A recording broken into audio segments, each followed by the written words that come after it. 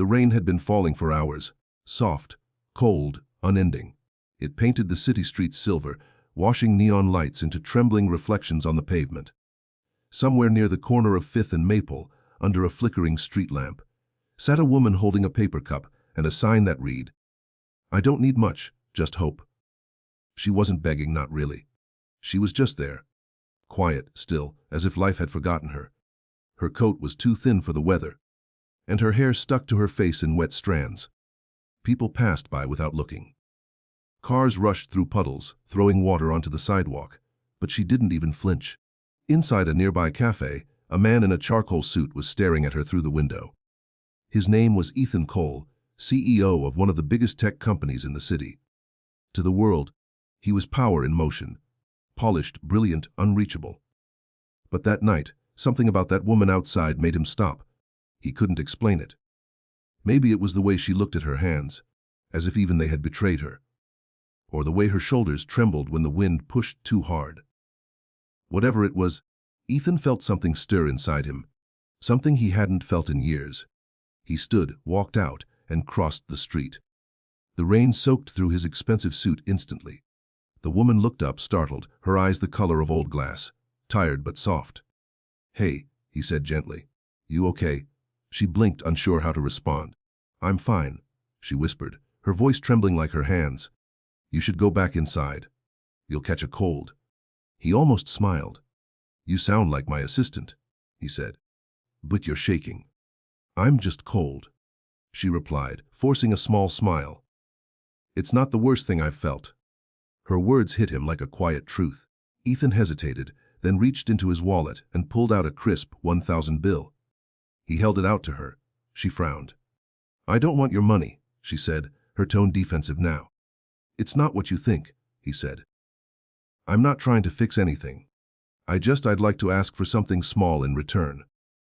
She narrowed her eyes, uncertain. "What could a man like you need from someone like me?" He hesitated, embarrassed at the thought, almost ashamed of the loneliness behind it. "Just hold my hand," he said softly. "For 5 minutes." The woman stared at him, confused. "What? Just 5 minutes?" he repeated. "That's all. You can keep the money. I won't say a word." For a long moment, she just looked at him, unsure whether to laugh or cry. Then, seeing the sincerity in his eyes, the H that couldn't be faked, she reached out her trembling hand. Her skin was cold, almost numb. When their fingers touched, a strange silence filled the air, as if even the rain had paused to listen. They sat together on the edge of the sidewalk, under that flickering light, not speaking. Ethan's hand was warm, steady. Hers was frail, shaking at first, but slowly relaxing in his grasp. For the first time in years, he didn't feel like a CEO or a man made of schedules and signatures. He just felt human. 5 minutes passed, then 10. Neither of them moved. Finally she whispered, "Why?" He looked at her, really looked. "Because I can't remember the last time someone touched me without needing something in return," he said. No contract, no motive, just presence. Her eyes filled with tears, not because of pity, but because she understood. "You're lonelier than you look," she said softly. He exhaled a shaky laugh. "You have no idea." She held his hand tighter. "Maybe I do." The rain kept falling, wrapping them in its rhythm. They didn't notice the cars anymore, or the people staring as they walked by. It was just two strangers, a man who had everything but warmth and a woman who had nothing but heart. When they finally stood, Ethan tried to hand her the money again, but she pushed it back toward him. "I don't want it," she said. "I think you needed to give it more than I needed to take it." He blinked, speechless. "But you could use this, for food, for shelter." She smiled faintly. "I could.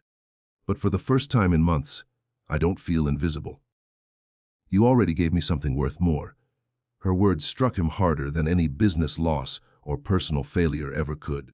He felt a lump rise in his throat, raw, unfamiliar emotion. "What's your name?" he asked.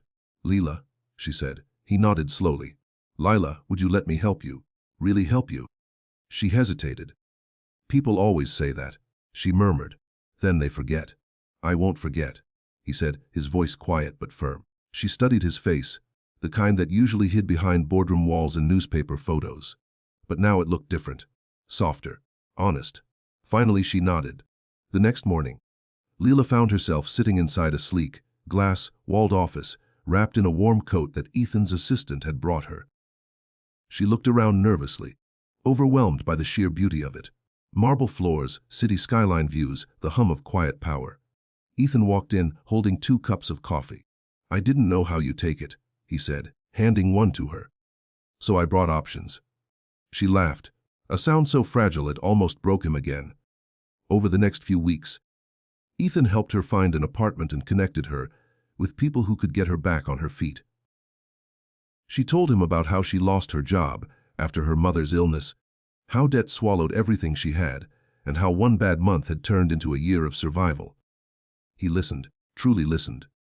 And the more he heard, the more he realized how far he'd drifted from his own humanity. He started volunteering anonymously at shelters after work, just sitting with people, talking to them, sharing meals. His staff noticed he smiled more, laughed more, and no longer barked orders through glass doors.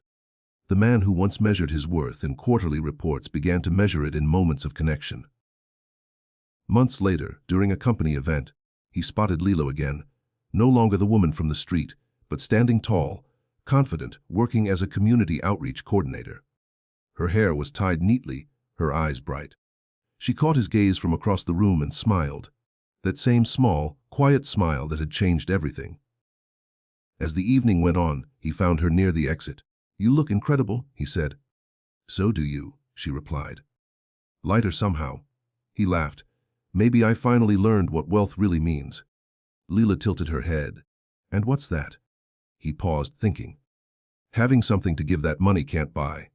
She smiled. "Then you've got plenty of it now." Outside, the rain began again, gentle, steady, washing the city clean. Ethan reached for her hand, and she didn't hesitate this time. They walked down the sidewalk together, the lights shimmering around them like blessings. That night, the man who once gave a woman $1,000 to hold his hand realized she'd given him something far more valuable in return. The reminder that even the coldest hearts can find warmth again when touched by kindness.